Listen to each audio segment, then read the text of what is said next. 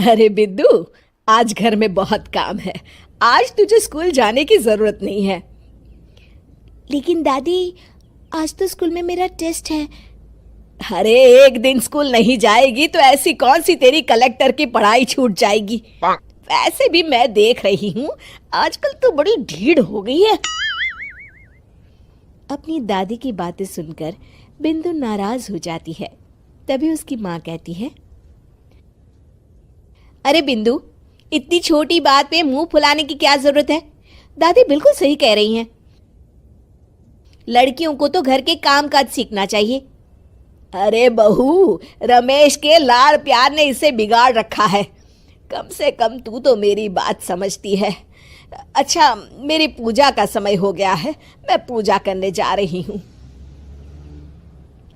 इतना कहकर रमेश की माँ वहां से चली जाती है। इस तरह बिंदु की दादी और माँ दोनों अक्सर उसे घर के कामों में ही उलझा कर रखते थे। कुछ दिनों के बाद राजू और बिंदु के 10वीं के रिजल्ट्स आते हैं। दोनों बच्चे दादी को अपना अपना रिपोर्ट कार्ड दिखाते हैं। शाबाश मेरे लाल, तू तो बड़े अच्छे नंबरों से पास हुआ है। तभी बिंदु कहती है, दादी, मैं भी अच्छे नंबरों से पास हुई हूँ। रमेश की माँ बिंदु को अनदेखा करते हुए कहती है, हाँ हाँ ठीक है, अभी यहाँ खड़ी क्या कर रही है, सुन लिया मैंने। जाकर मेरे लिए चाय बना कर लिया। बिंदु उदास होकर चाय बनाने किचन में चली जाती है। तभी राजू कहता है, दादी, मैं क्रिकेट के कोचिंग सेंटर में एडमिशन लेना चाहता हूँ। अरे वाह राजू बेटा, ये तो तूने बड़ी अच्छी बात कही। तू कल ही अपना एडमिशन करा ले, जितनी भी फीस होगी मैं दे दूंगी। अरे एक दिन मेरा पोता विराट कोहली बनेगा। इस तरह अक्सर रमेश की माँ अपनी पोती बिंदु के साथ दुर्व्यवहार करती थी। कुछ दिनों के बाद रमेश की माँ और उसकी पत्नी दोनों सास बहू मिलकर राजू का एडमिशन अच्छे स्कूल में करवा देते हैं, लेकिन बिंदु का एडमिशन नहीं करवाते। इस बात से नाराज होकर बिंदु अपनी दादी से कहती है, लेकिन दादी, मुझे भी आगे की पढ़ाई करनी है।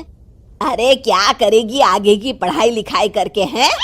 आज से ये पढ़ाई का भूत अपने दिमाग से उतार दे। इतना कहकर रमेश की माँ वहां से चली जाती है।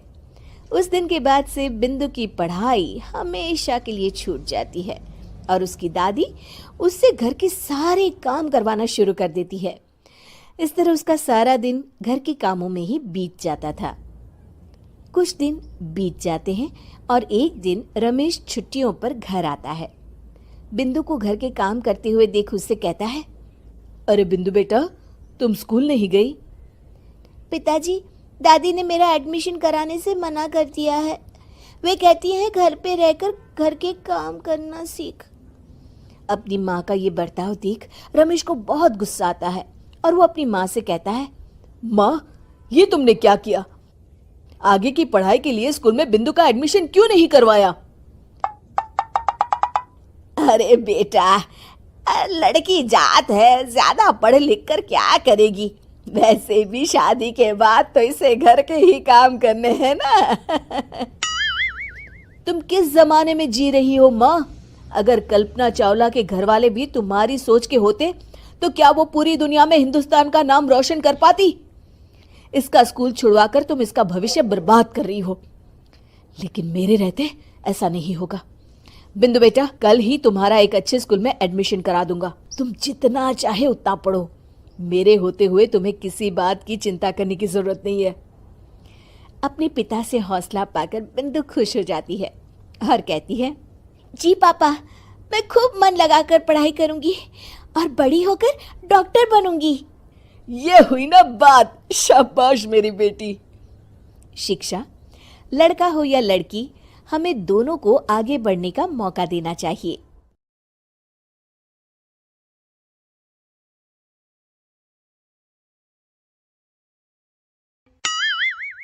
अरे बिद्दू, आज घर में बहुत